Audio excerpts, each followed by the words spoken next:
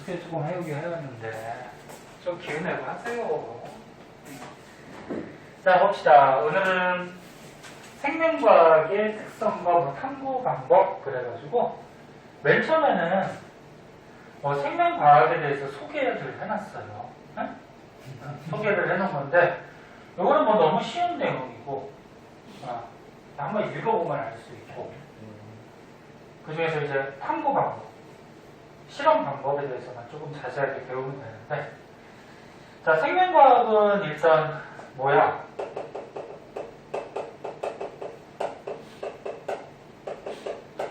말 그대로 뭐야? 살아있는 동물, 생물, 생명체에 대해서 연구하는 거죠. 그때 다른 것들 이제 한번 읽어보시면 되고 이거 한번 볼까요? 이거 통합과학 같은 데서도 한번 배운 건데 이런 생명체들은 가장 기본 단위, 생명체의 구조적, 기능적 기본 단위라 해서 보통 세포들로 구성이 돼 있죠.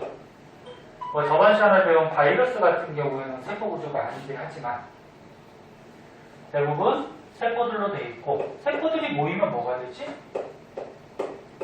조직이라고 그랬죠? 그래서 조직이라 그러면 같은 기능을 할 수 있는 세포들이 모여있는 것들을 이제 조직들이 모여서 이제 한 가지 기능을 할 수 있는 기관들이 모여서 하나의 생명체, 개체가 되는 거죠. 그래서 개체라 그러면은 스스로 물질 대사를 하면서 살아갈 수 있는 한 마리 한 마리, 이거를 이제 개체라고 하죠. 그리고 개체군이라는 말이 있었어요. 개체군. 통합과학에서 한번 배웠어요. 개체군은 뭐야? 개체가 많이 어느 지역의 한 종류의 집단, 생물의 집단을 개체군이라고 하죠. 그래서 여기 뭐 코끼리 한 마리는 개체라고 그러고 코끼리 집단이 있어요. 어떤 지역에. 그 개체군. 그런데 이 지역에 코끼리만 살지는 않겠죠. 뭐 기린 집단도 있고 뭐 나무 집단도 있고 뭐 여러 가지 집단들, 생명체들이 많죠. 그래서 어떤 지역에 사는 생명체 무리들을 합한 거를 뭐라 그래요? 군집이라고 하죠. 군집. 그리고 여기에 생명체들이 살아가는 환경까지 더한 거를 생태계 이렇게 얘기를 해주죠. 그래서 생명체 하나의 개체를 이루고 있는 단위라기보다 구성 단계와 개체들이 모여서 생태계가 이루어질 때까지 구성 단계 참고삼아 봐두도록 하고. 응? 자, 거기 이제 위에는 뭐 생명과학의 뭐 정의라고 해서 살아있는 생물의 특성과 생명현상을 탐구해서 뭐 생명의 본질을 밝히고 읽어보시면 되죠. 밑에는 생명과학을 조금 분류해서 생명과학 안에 여러 개의 학문들이 이렇게 있다. 뭐 보시면 되고 이렇게 간단하게 지나가는 거는 뭐 학교 시험이나 모의고사에 나올 수도 있지만 그게 뭐 중요한 건 아니죠. 그 중에서 이제 오른쪽 페이지에 과학적 탐구 방법이 이제 중요한데 자, 탐구라고 그러면은 간단히 얘기하면 뭐 얘기하는 거예요?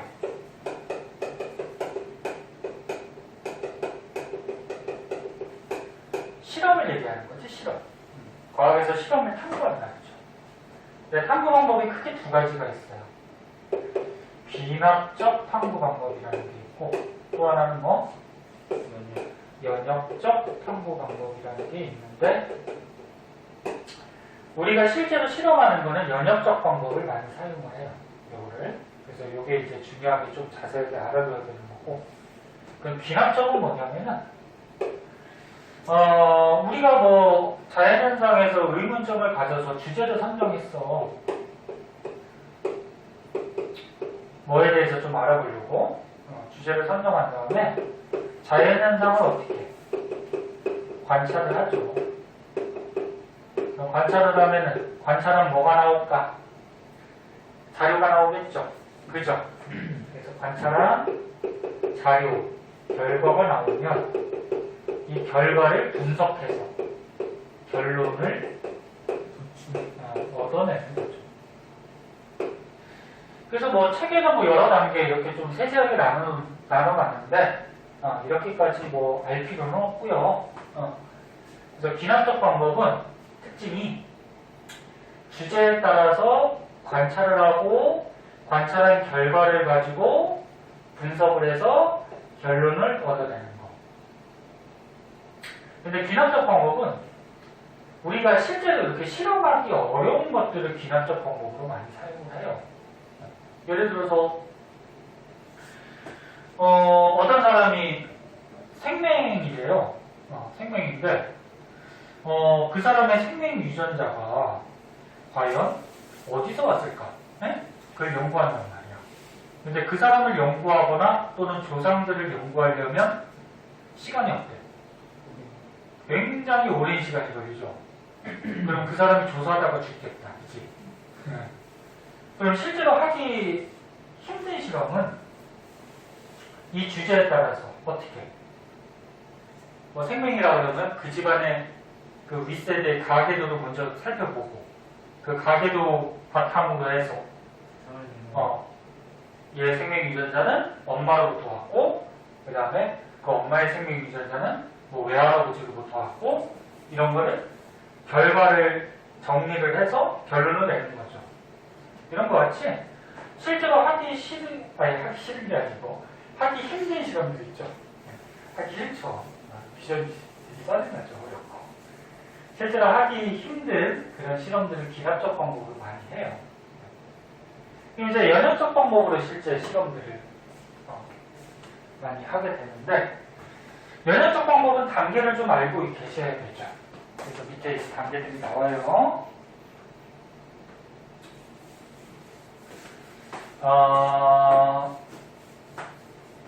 요걸로 그냥 한번 보자.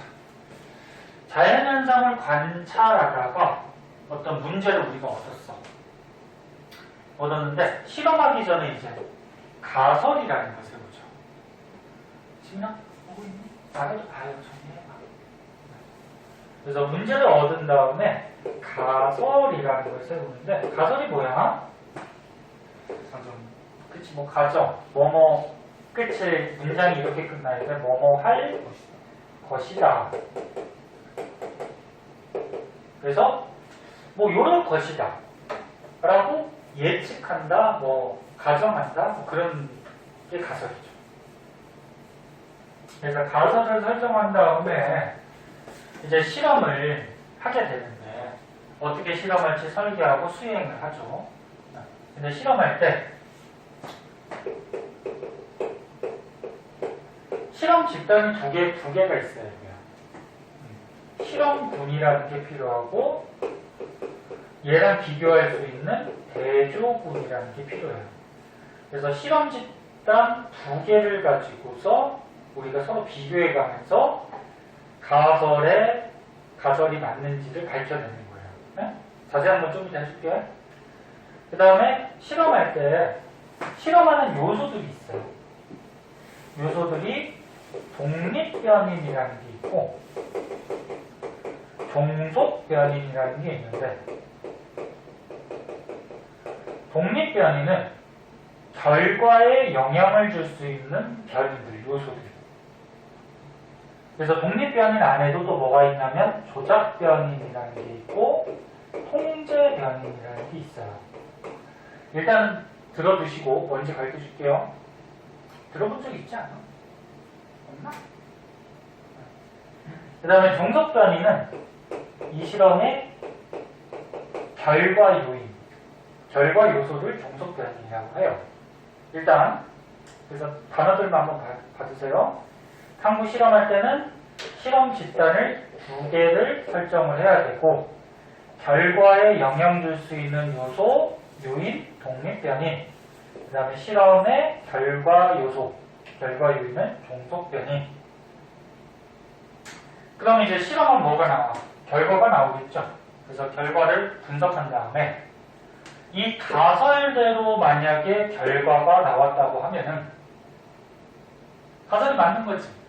맞으면 어떻게 돼? 그대로 결론을 얻으면 되는 거고, 만약에 가설대로 결과가 안 나왔다 그러면 가설이 틀린 거죠. 그럼 가설을 어떻게 해? 재수정하면 되죠. 가설을 수정을 한 다음에 새로운 가설을 세우고 또 새로운 가설대로 실험을 하는 거죠. 근데 이 새로운 가설도 또 만약에 틀렸다 그러면 또 세워야 되죠. 그래서 가설이 맞을 때까지 실험하는 거예요. 네? 왜? 가설을 밝혀내는 과정이니까. 자, 그래서 일단 가설대로 결과가 나오면 결론을 얻고요. 그 다음에 이 결론을 가지고 일반화시킨다 그래가지고, 일반화라는 건 뭐냐면은 뭐 이론이나 학설 같은 걸로 발전을 시킬 수도 있는 거죠. 네? 네. 여기까지 정도만 좀 알아두시고. 네. 자, 이 단계 되게 중요하다. 그러면 귀납적 탐구 방법하고 연역적 탐구 방법의 가장 큰 차이점은 뭘까? 얘는 가설을 세웠어요, 안 세웠어요? 안 세우고 얘는 가설을 세웠죠. 그래서 가설을 세우냐 안 세우냐, 가설 설정의 유무에 따라서 두 가지 방법을 나눌 수가 있죠. 한 번씩 봐주시고요. 자, 그럼 연역적 방법에서 예를 들어서 조금 자세하게 한번 보도록 할게요. 잠깐만. 제가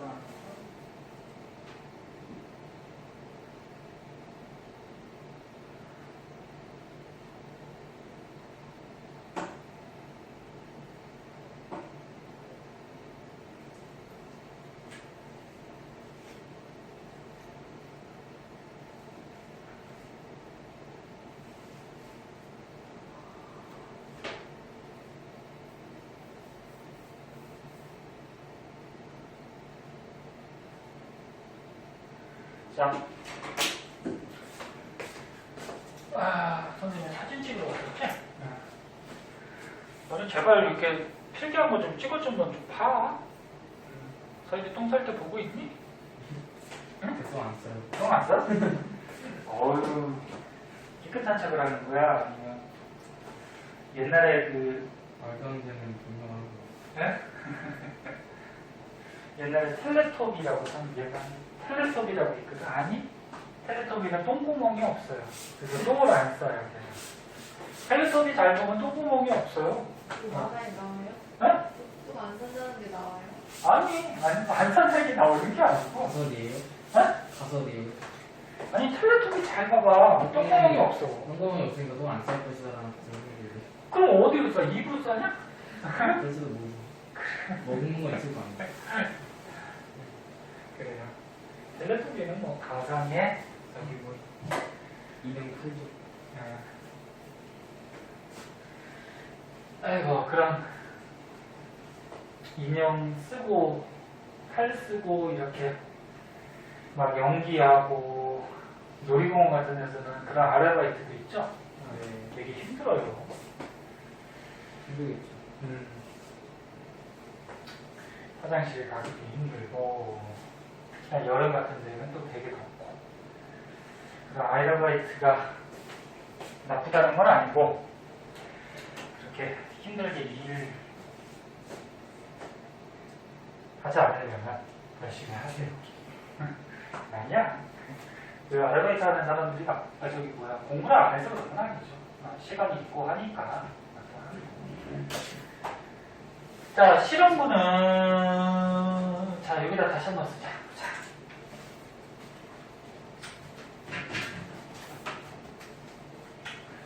자, 연역적 탐구 방법.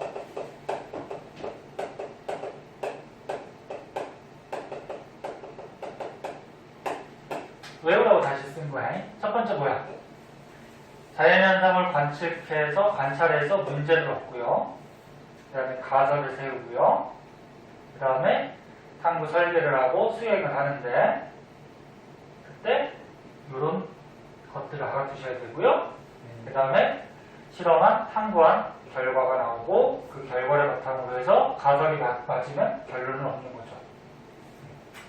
다시 안 써도 되겠지? 자, 그때 탐구할 때 집단이 두 개가 필요하다고 해서 실험군하고 뭐하고 대조군. 실험군이라 그러면은 간단히 얘기해서 실험하는 가설대로 변화를 준 집단을 실험군이다 이렇게 얘기해요.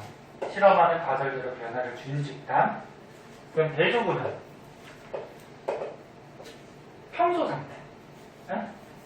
어떤 생물을 관찰한다 그러면 평소 상태로 변화를 주지 않은 그런 집단을 대조군이라 해. 그러니까 평상시 상태하고 실험하는 목적대로 변화를 줬을 때하고 비교를 해줘야죠. 그래야지 변화를 줬을 때 무슨 변화가, 무슨 현상이 나타나는지를 알 수가 있는 거지. 네? 그 다음, 실험 요소를 보면은 독립변이는 결과에 영향 주는 요인이라고 그랬어요. 요소. 그 중에 조작변이는 실험하는 목적대로, 즉 가설대로 변화를 주는 요인. 그러면 통제변이는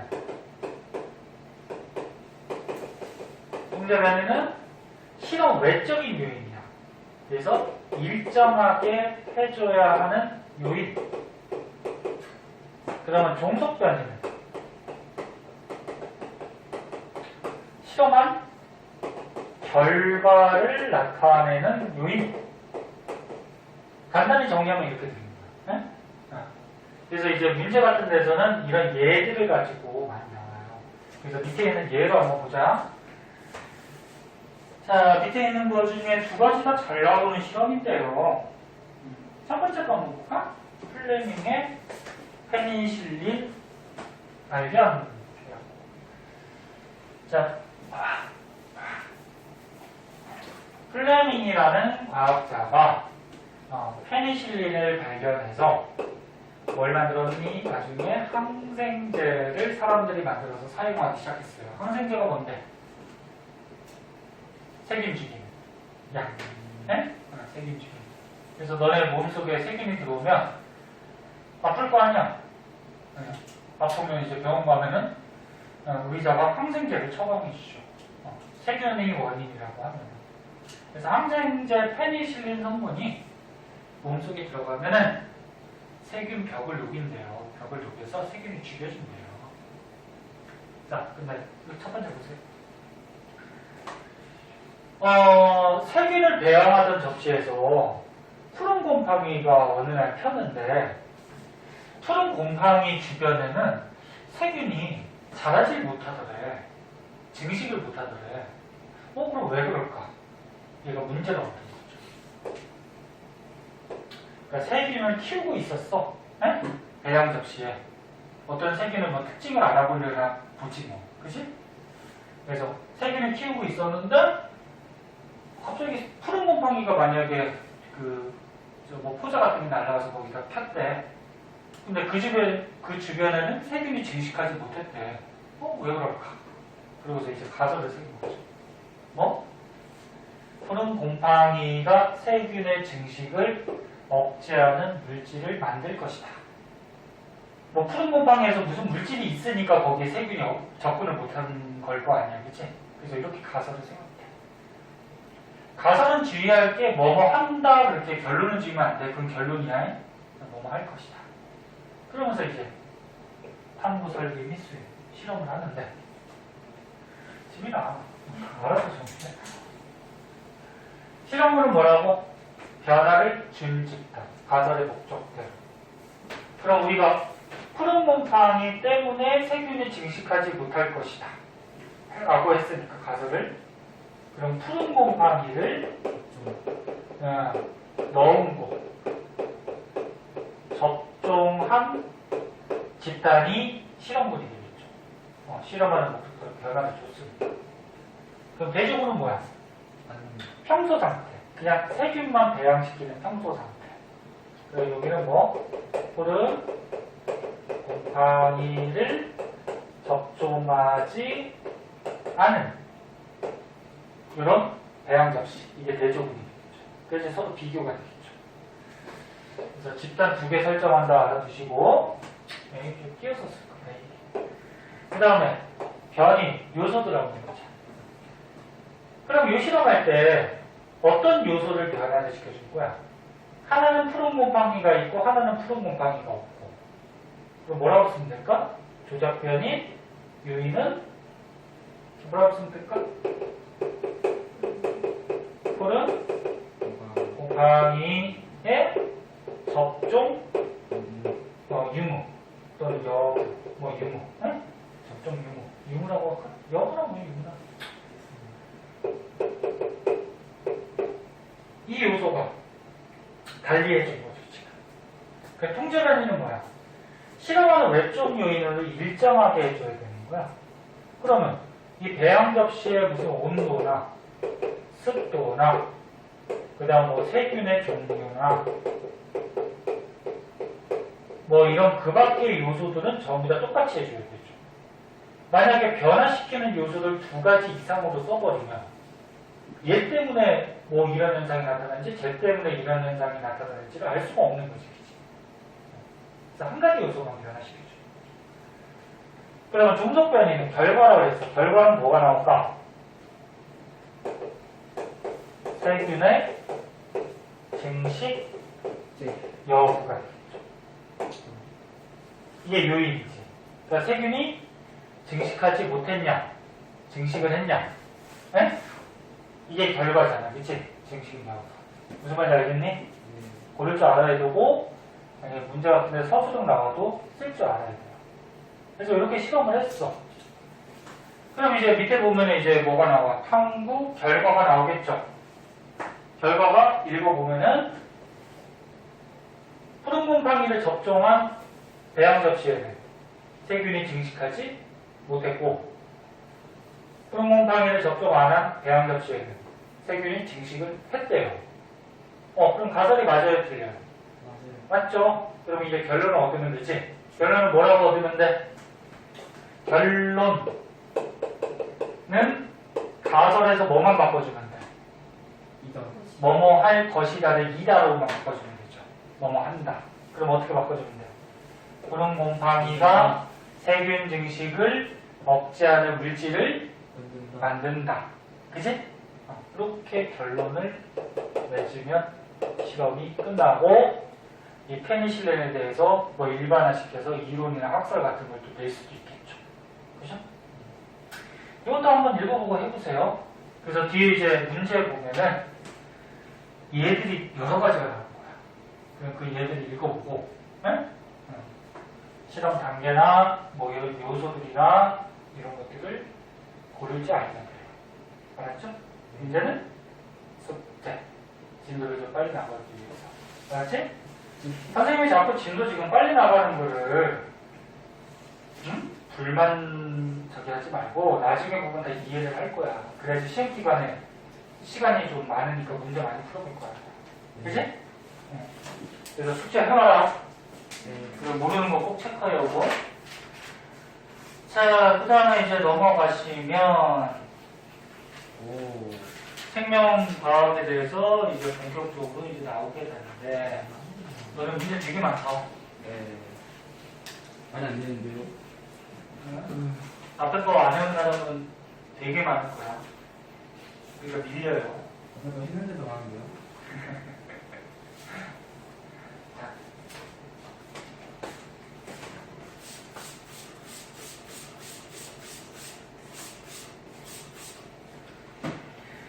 자, 그 뒷장에는 이제 생명활동과 에너지 그래가지고 물질대사가 맨 처음 나오는데 물질대사는 너네 통합과학에서도 배워.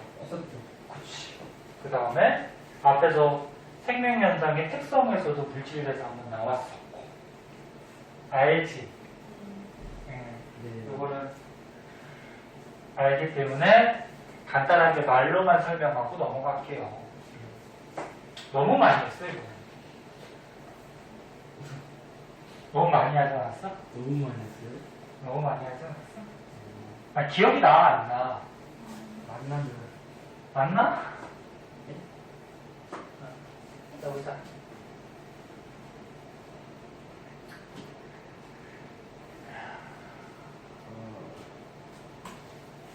간단하게만 정리할게요.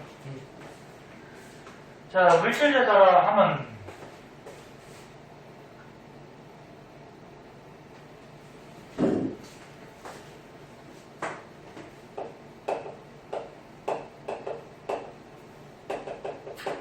살아있는 생명체에서 일어나는 뭐야? 응? 여러 가지 화학 반응들이 물질대사고 주의할 거는 생명체에서 일어나는 화학 반응들이지. 그래서 크게 동화작용하고 이화작용. 동화는 간단히 얘기해서 뭐야? 간단한 저분자를 복잡한 고분자로 합성을 하는 말이죠. 생명체 안에서. 그 합성을 할 때는 저분자가 에너지가 작을 거 아니야. 고분자가 에너지가 많고. 그러면 작은 에너지를 큰 에너지로 바뀌어야 되니까 항상 에너지를 어떻게 한다? 흡수한다. 그리고 다른 말로 흡열 반응 뭐 이렇게 얘기했죠. 그 다음에 이화작용은 뭐였어요? 고분자를 저분자로 어떻게 하는 거야? 분해하는 화학 반응인데 그럼 에너지 큰 거를 에너지 작은 걸로 분해하려면 그때는 에너지를 어떻게 한다? 방출한다. 그지? 에너지가 보통 열 에너지 형태가 많기 때문에 발열 반응 이렇게 얘기하고. 그래서 얘를 이렇게 그래프로 간단하게 표시하면 동화작용은 에너지가 작은 저분자 반응물을 에너지가 큰 고분자 생성물로 바꾸니까 이만큼의 에너지를 어떻게 하는 거야? 흡수하는 거죠? 그 다음에 이화작용은 에너지가 큰 고분자 반응물을 에너지가 작은 저분자 생성물로 바꾸는 거니까 이만큼의 에너지를 어떻게 하는 거야? 방출하는 거죠. 그치? 그때 동화작용이나 이화작용할 때 얘를 도와주는 물질이 있었어. 뭐였어? 효소. 그치? 효소는 생명체 안에서 작용하는 촉매 역할을 한다 해서 생체 촉매. 기억하지? 근데 어떻게 촉매, 화학 반응을 빠르게 했죠? 활성화 에너지를 뭐 낮춰서 뭐 이런 거 기억나지? 자, 그러면 물질대사의 특징점 위에 뭐 나와 있는데 물질대사 할 때는 반드시 해요. 예외가 없이. 과학에서는 예외들이 굉장히 많아요. 근데 예외가 없는 경우 반드시 에너지 출입이 따르죠. 그러니까 동화작용할 때는 흡수, 이화작용할 때는 방출, 에너지 출입이 반드시 따르고요. 그다음 두 번째, 물질대사 할 때는 단계적으로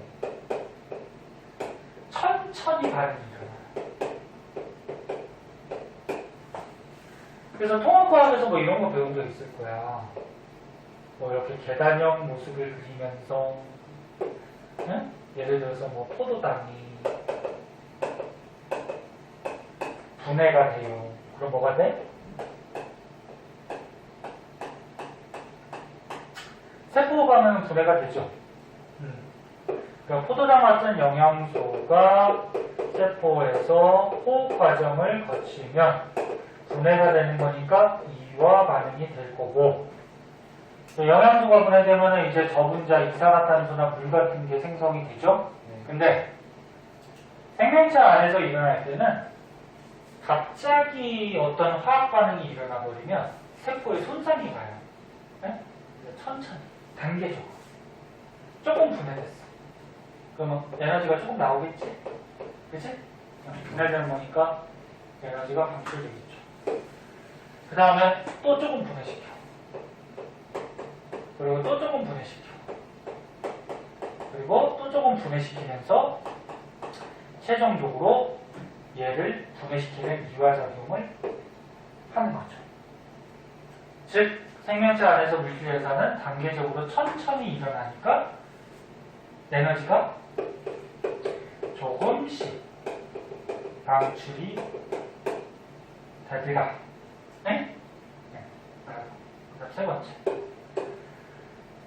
물질에서 할 때는 효소가 도와준다고 그랬는데, 효소가 나왔으니까 효소의 특징점들도 좀 한번 봐주세요.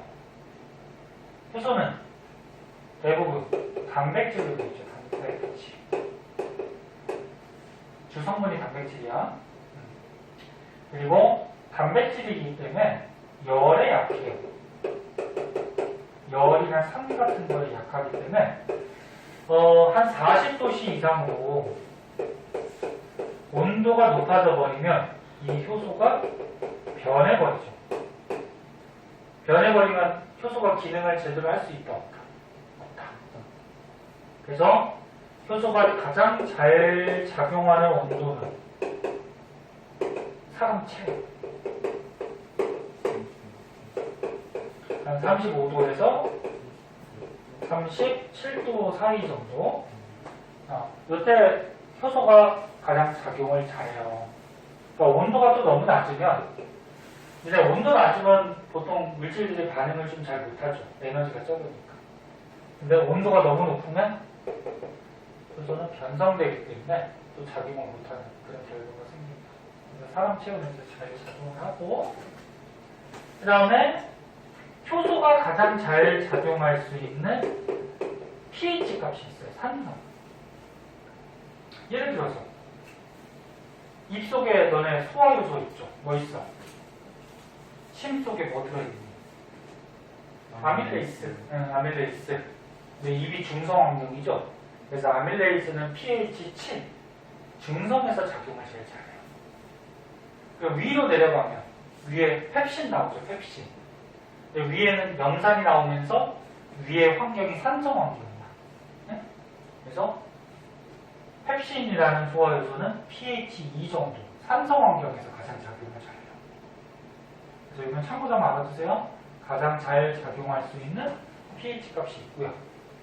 이제 뭐 중요한 거는 효소는 생명체 안에서 작용하는 촉매이기 때문에 촉매는 반응 속도를 어떻게 하는 거야? 반응하는 속도를 보통 빠르게 도와주는 거죠.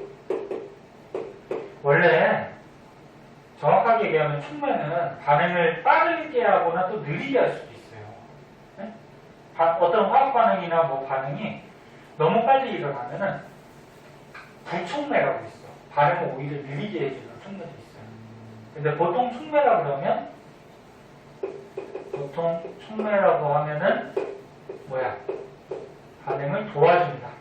그럼 도와주는 건 빨리 하는 게 도와주는 거죠. 그렇지? 빠르게 해주는 그런 역할을 해주는 거고. 그 다음에 촉매는 자기 자신은 변해요, 안 변해요? 안 변하죠? 네. 그래서 자기 자신은 변하지 않으니까 재사용이 가능했더라. 그치? 그 다음 한 가지 요소는 한 가지 물질하고만 반응해요. 그죠? 반응하는 물질을 기질이라고 했고, 그래서 한 가지 기질하고만 반응한다 그래서 기질 특이성이 있다. 이런 거. 그리고 뭐 추가적으로 더 알아두면 통합과학에서 배웠듯이 반응 속도를 빠르게 해주는데 어떻게 해서? 무슨 에너지를 낮춰서? 활성화 에너지를 맞춰가지고 반응 속도를 뭐 빠르게 해주더라. 그래서 혹시나 모르니까 선생님이 요거는 좀 자세하게 써준 거야.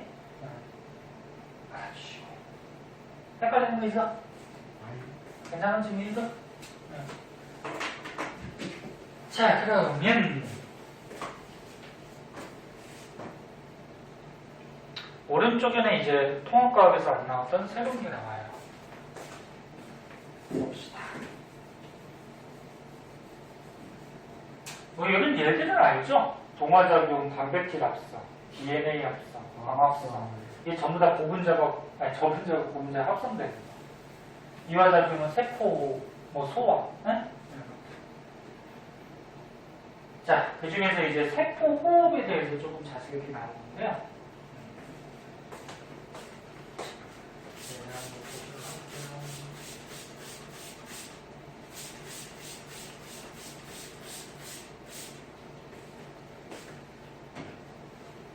뉴스에 보니까 코로나 백신 접종이 19세부터 65세인가? 몇 세 안 될까? 선생님 나이 또래는 9월달에 접종이 됐네요. 9월달까지 백신 못 맞고 있는 거고, 너네 학생들은 조금 먼저 하는 것 같아요. 그래서 이제 의료진이나 그리고 노약자, 그치? 부작용은 없어요. 부작용이 나타날 수도 있고 한데 저번에 한번 얘기 안 했니? 백신은 뭐야? 치료제가 아니고 뭐라 했어? 그거 조금만 더 중앙에서 예방하는 거라 했죠? 신신가 같은데. 그렇지. 그래서 코로나 균 약한 거나 또 죽은 시체 이런 거를 몸속에 주입하기 때문에 몸이 좀 안 좋은 사람은 그럴 수 있다. 부작용 같은 것들이 나타날 수가 있죠. 근데 보통 건강한 사람들은 부작용이 그렇게 거의 없을 거예요. 사람들이 부작용 때문에 너무 걱정이 걱정을 맞아야 해요. 되는 거예요? 응? 무조건 맞아야 되는 거예요? 맞아야지. 그래야지 몸에 항체가 생기고 기억세포가 생기고 그래야지 우리나라 사람들이 다 그 코로나 바이러스에 의해서 항체가 생겨야지. 안 맞는 사람들이 많으면 어떻게 돼? 그 사람들이 또 걸리면 또 뭐 다시 퍼질 수도 있죠. 자, 봅시다. 세포.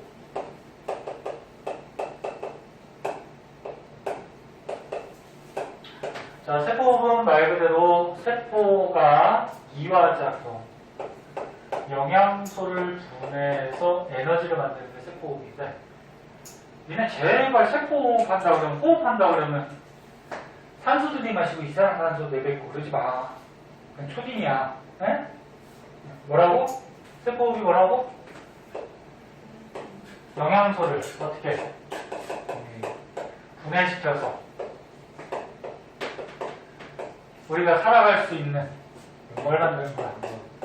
에너지를 만드는 게 세포호흡이죠. 그 과정에서 영양소 분해할 때 뭐가 필요한 거야? 산소가 필요한 거죠. 네. 무산소 호흡하는 생명체도 있어요. 근데 무산소 호흡하는 것보다 산소 호흡을 하면은 효율이 더 크고 에너지 발생량이 더 커요. 응? 그래서 보통은 고등한 생물들은 다 산소 호흡하죠. 그럼 영양소를 분해시키면 노폐물로 뭐가 나와? 이산화탄소나 물 이런 것들이 발생을 하는 거죠. 그 과정에서 에너지. 왜? 이 영양소가 고분자고 얘네들은 저분자니까 이화작용이니까 에너지가 어떻게 돼? 방출이 되는 거죠. 그죠? 그럼 이때 발생한 에너지는 세포에서 발생한 에너지는 크게 그 당시에 쓰이기도 해요. 그래서 여기 보면 이런 게 있을 거야. 열. 너네 사람으로 따지면은 지금 너네 가만히 있어도 몸에서 막 열 나오지. 체온 유지시켜야 되니까. 항상성 유지하려고. 그 열 나오는 에너지가 다 어떻게 되는 거야? 우리 몸속에 영양소가 분해되면서 나오는 에너지일 거 아니야. 그치? 그래서 여기 세포에서 만든 에너지 중에 그 당시에 뭐 열 에너지로 요거는 보통 체온 유지하는 데서 쓰이죠. 다른 곳에 쓰이기도 하지만 쓰이고 남는 거는 저장을 시켜둬야 되죠. 응? 얘네 돈이 10만 원이 있어. 그 중에 지금 뭐 먹고 싶으니까 한 3만 원은 써야지. 그치? 그 나머지 7만 원 나중에 먹으려고 좀 저장시켜놔야 되잖아. 그치? 똑같이. 나중에 음식을 못 먹거나 몸에 영양소가 떨어질 수가 있잖아. 그치? 저장시켜놔야죠. 그래서 그 당시에 쓰기도 하지만 에너지를 ATP라는 형태로 저장을 시키기도 해요. 그래서 ATP라고 그러면 에너지를 저장하는 물질을 얘기하는 거야. 에너지 저장 물질. 자, 그래서 세포에서 만드는 에너지는 열 에너지 형태로 보통 쓰기도 하고 ATP 형태로 저장도 하는데 이 ATP에 대해서 자세하게 나오는데 그거 전에 이 그림도 한번 보자. 자, 세포는 얘기한 거고 장소를 어디서 한대요? 미토콘드리아. 너네 그래서 그 세포 구조 한번 배웠잖아. 세포 구조에 가운데 뭐 있니? 핵이 있고요. 핵 말고 나머지 세포를 채우고 있는 부분은 뭐라 그래? 세포질. 그리고 세포질에 세포 소기관들이 있다는 말이야. 뭐 소포체, 골지체, 뭐 에포, 뭐 리보솜, 뭐 별별 다 있지, 그지? 그 중에서 세포 소기관 중에 누가? 미토콘드리아. 보통 표시를 이렇게 해주는데, 이런 미토콘드리아에서 세포를 하더라. 그래서 미토콘드리아는 에너지를 발생시키는 그런 것이죠. 그래서 세포가 하려면 뭐가 필요해? 일단 포도당 같은 영양소, 그다음에 산소. 그럼 세포가 하면은 에너지를 발생시키고 그 당시에 쓰기도 하고 ATP로 저장도 하고 그림도 나올 수 있어요. 그림도 봐도. 그리고 에너지 내고 노폐물로 이산화탄소랑 물이 나오죠. 그리고 미토콘드리아에서 하고요. 자, 그래서 그런 과정 여기 써 있는 것들 한번 읽어보도록 하시고요. 그럼 이제 ATP가 뭔지에 대해서 좀 자세하게 한번 보자. 자, ATP.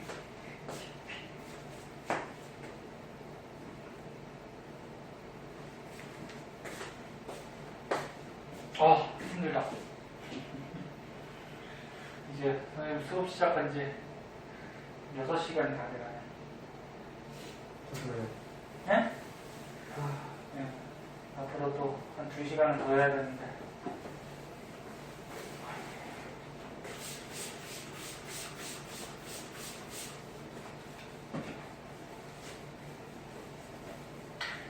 다른 학원 선생님들에 비해서 어때? 선생님이 말을 많이 하지? 말을 많이 하지. 그러니까 강의를 많이 하지. 다른 학원은 강의 조금 하고 문제 풀고 너희는 문제 풀려고 그러고 그러잖아. 선생님도 너네 문제 풀려고 그러고 조금 쉬고 싶은데 그럼 또 진도가 좀 늦어질 수가 있고. 갑시다. 어때요? 좀만 더 봐. 여기 밑에까지 나가야지. 네? 자, ATP의 구조가 있어요. 구조 중요해요. 이 그림 여기 있으니까 그냥 책으로 한번 보자. 이 전체 지금 구조가 ATP인데 ATP라는 물질은 아데닌 많이 들어봤죠? 어디서 들어봤냐? DNA 할 때, RNA 할 때 핵산 거기 염기였지, 염기. 아데닌이라는 염기 물질하고 리보스도 들어갔죠.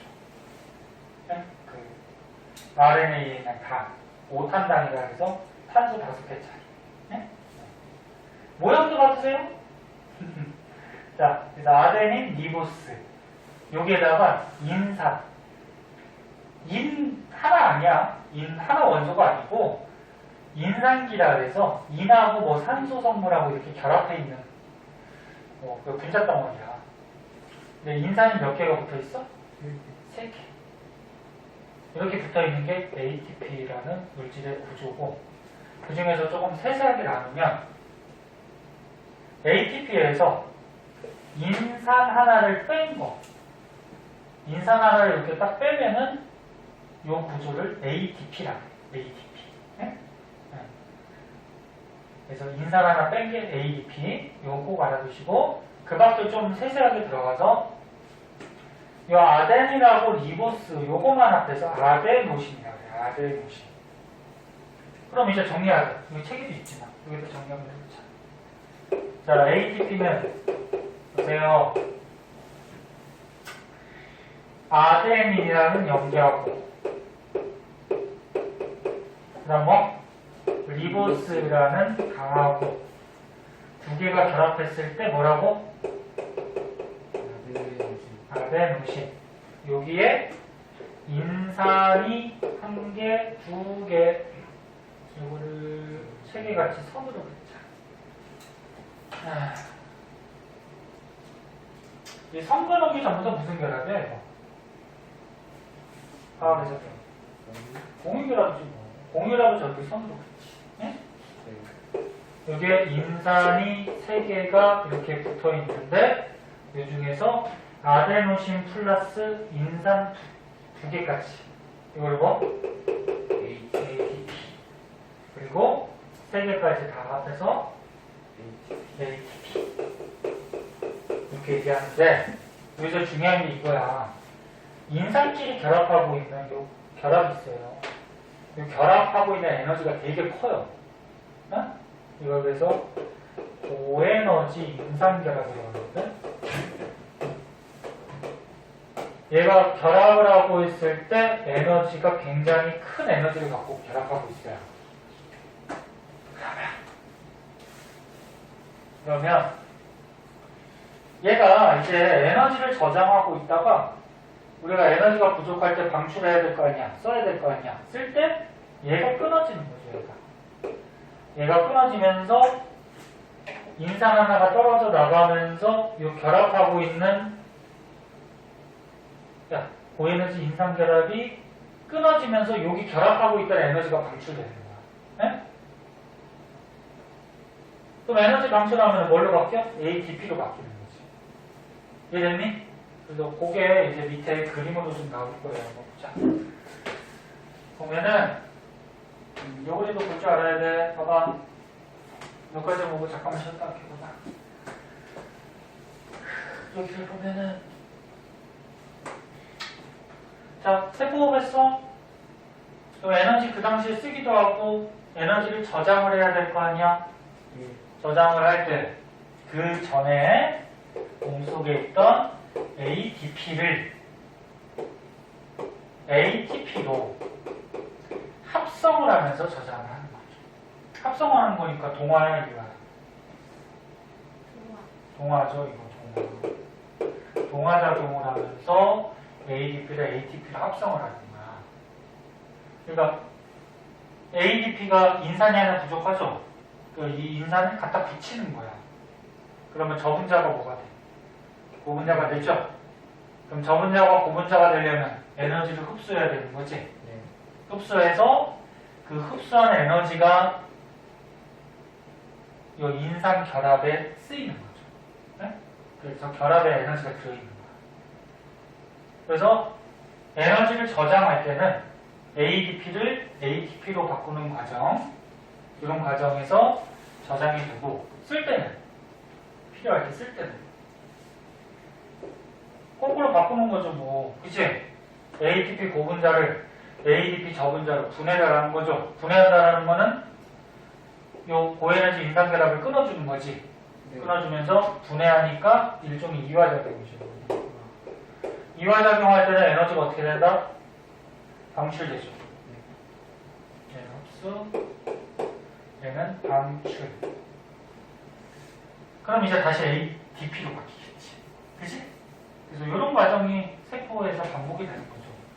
그리고 이때 방출된 에너지는 뭐 상식적인 얘기죠. 뭐 우리가 근육 운동 한다거나 체온 유지한다거나 뭐 정신활동. 이제 공부하는 것도 에너지 많이 쓰여요. 응? 정신활동. 그 다음에 생장, 남는 거는 몸에 쌓여갖고 자라겠죠.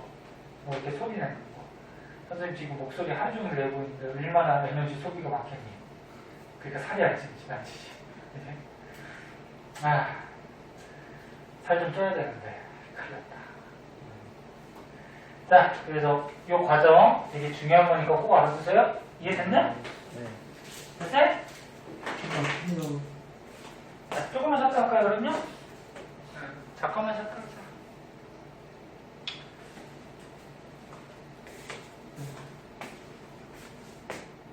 실험 탐구가 나왔을 때 탐구들도 꼭 원리나 뭐 이런 것들 좀 알고 계셔야 돼요. 중요한 것들이라서. 자, 여기에 보면은 효모의 이산화탄소 방출량 비교하기 이렇게 나와 있는데 제목이 얘는 제목을 안 읽는 경우가 있는데 제목이 중요한 거죠. 이 제목에 이제 실험 목적이나 주제 같은 게 다 들어있지. 자, 효모가 있대요. 자, 효모. 효모 뭔지 알아요? 그 막걸리 발효 같은 거 시킬 때, 그 출하법으로 번식하고, 증식 번식하고, 뭐 이런 것들이 있었잖아요. 방성증식하고 중학교 때 한번 나오잖아. 효모가 있는데, 효모에서 이산화탄소 방출하기? 이산화탄소 갑자기 왜 나올까? 이산화탄소가 나오려면 효모가 이제 뭐 한다는 얘기야? 세포가 한다는 얘기지? 그래서 효모의 뭐 세포 이화작용을 뭐 실험으로 알아보는 건데 자 그러면 지금 실험 한번 보자. 증류수 100ml에 효모를 뭐 10g 넣고 효모액을 만들었대요. 그리고 여기에다가 증류수나 음료수를 넣어줬대요. 그럼 증류수는 뭐야? 순수한 물이죠? 맹물. 그러면 물도 영양소에 들어갔긴 하지만 세포가 할 수 있는 영양소가 아니죠. 세포가 할 수 있는 거는 이제 3대 영양소, 탄단지. 그런 게 들어가야 돼. 그래서 증류수는 세포가 할 수 있는 영양소가 아니기 때문에 여기 들어있는 효모가 세포업을 안 하겠죠. 그럼 어차피 밑에 결과가 나올 텐데 이산화탄소 발생량이 없겠죠. 세포업을 해야지 이산화탄소가 나옵니다. 그리고 음료수 A, B, C, D 종류를 좀 달리했네?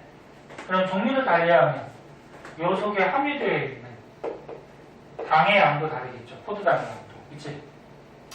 그러면 일반적으로 당, 영양소가 많은 실험 장치가 효모들이 영양소가 많으니까 세포업을 왕성하게 하겠죠.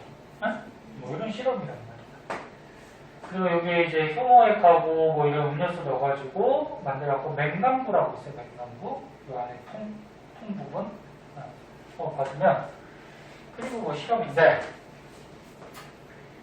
일단 이 결과를 한번 보세요. 결과를 봤더니 증류수를 넣은 실험 1은 발효관 1은 기체가 거의 어떻다는 거야? 발생하지 않았다라는 거죠.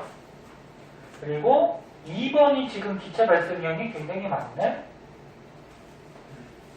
2번이 많고 뭐 3번, 4번, 5번 뭐 이렇게 있네. 그치? 그러면 얘네들은 지금 봐봐 다 있어. 얘네들은 이제 음료수를 넣은 거고 여기에 뭐 포도당 같은 당성물이 들어있는 거고 얘는 이제 증류수를 넣은 거였는데 음료수 종류가 달랐잖아. 그치? 그 중에서 2번 음료수가 어떻다는 거야? 당성물 이런 게 제일 많다라고 보면 되겠죠. 그쵸?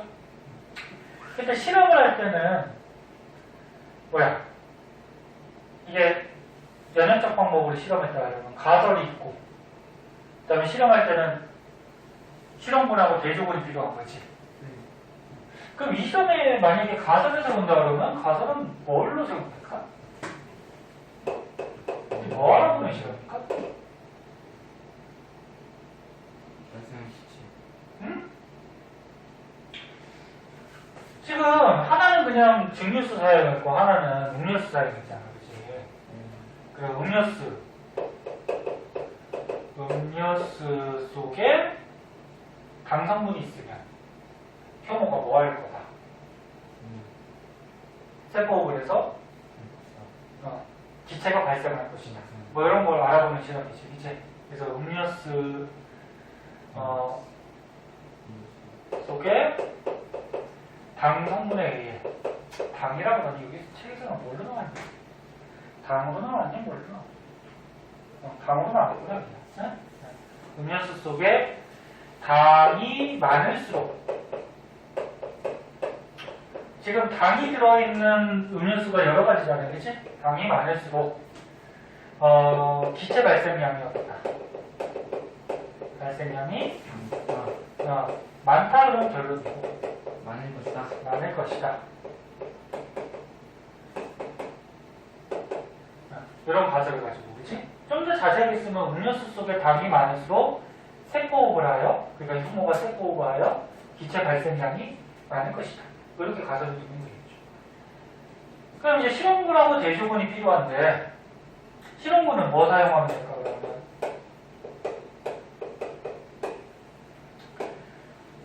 우리가 음료수 속에 당이 있어야지 기체가 발생할 거 아니야, 그치? 네. 실험하는 목적대로 변화를 준 거니까 음료수를 넣은 실험 장치가 되겠지? 맞아? 근데 당의 양에 따라서 좀 달라질 수 있으니까 음료수 뭐 A를 넣은 거, B를 넣은 거, C를 넣은 거, D를 넣은 거, 그치? A, B, C, D 맞았니? 아까 그랬니? 그치? 네. 그러면 대조군은 뭘로 사용하면 될까? 아무것도 안 되는 증류수를 넣은 실험 장치를 사용하면 되겠죠. 실험 기타. 그치? 그렇게 해서 이제 실험을 하는 거고. 어차피 오늘 탐구라고 배웠으니까. 여기서 그럼 조작 변이는 뭘까? 음료수의 뭐 유무 또는 음료수 속의 당의 양, 그치? 이런 것들. 통제 변이는 나머지가 되는 거고. 종속 변이는 기체 발생량 또는 기체 발생 여부, 기체 발생량이 더 확장하겠지. 음료수가 여러 가지니까, 그치? 그래서 뭐 이 실험 결과나 이런 것들은 우리가 볼 줄 알겠죠. 근데 여기에서 한번 봐봐. 한번 읽어보자. 발효관 1은 증류수 넣은 건데 이건 대조군으로 사용한 거고요. 그리고 또 알아둬야 될 거는 여기서 이거 발효관은 맹금부에 여기 한번 보세요. 5번에 한번 보시면 발생한 기체가 이산화탄소임을 확인하는 방법. 그러니까 여기서 무슨 기체가 발생했는지 확인을 해보자는 거야. 네? 근데 이제 우리가 예측할 수는 있잖아. 효모가 세포호흡을 했을 거고 세포호흡을 하다 보면은 이산화탄소가 발생했을 거고, 그치? 이 기체를 확인할 때 이산화탄소 확인하는 방법은 뭐 대표적인 거 저런 거 있죠. 석회수에다가 불어넣으면 뿌옇게 앙금 생기죠. 뭐 그런 방법도 있는데 여기 보면은 봐봐. 발효관에서 용액 12ml를 덜어내고 5% 수산화칼륨 수용액을 15ml를 넣었대. 그러니까 이제 실험이 끝나고 이산화탄소가 발생을 했잖아, 그치? 그럼 이 발생한 기체가 누군지를 알아보는 거지? 그럼 이제 더 이상 그 안에 음료수하고 효모액은 필요가 없죠. 이 발생한 기체를 알아보는 거니까 이제. 네. 그래서 그걸 빼내고 발효관에 있는 용액을 빼내고 거기다 뭘 넣었다? 수산화칼륨. 수산화칼륨 니는 화학의 성분이라고 했는데 얘가 뭐 흡수하는 성질이지? 이산화탄소 흡수하는 성질이 있어요. 그러면 수산화칼륨을 15ml 그대로 똑같이 넣어두면은 이 맹간부, 아까 장치 위에 맹간부 있었지? 네. 맹간부에 있던 이산화탄소가 수산화칼륨에 자꾸 흡수가 되니까 그 맹간부에 남아있던 기체의 양이 자꾸 줄겠죠. 무슨 말인지 알겠니? 그래서 부피가 모여있는 부피가 감소를 하더래. 그럼 이 감소한다는 걸로 봐서 즉 수산화칼륨이 흡수가 됐으니까 감소됐겠지. 이산화탄소구나. 그렇지. 이산화탄소구나. 이걸 우리가 이산화탄소구나. 이자라는 거죠. 네. 자, 오른쪽에 문제 있는데 이 문제까지 풀려올 때는 시간이 좀 애매하거든요. 숙제 내와라. 네? 네, 숙제 내고 뒷장에 좀 네. 문제 있지 않니? 안 없나? 없냐? 네. 그럼 거기까지 해봐. 알았니? 네. 네. 계속 얘기하지만 저기 안 해오면 계속 밀려.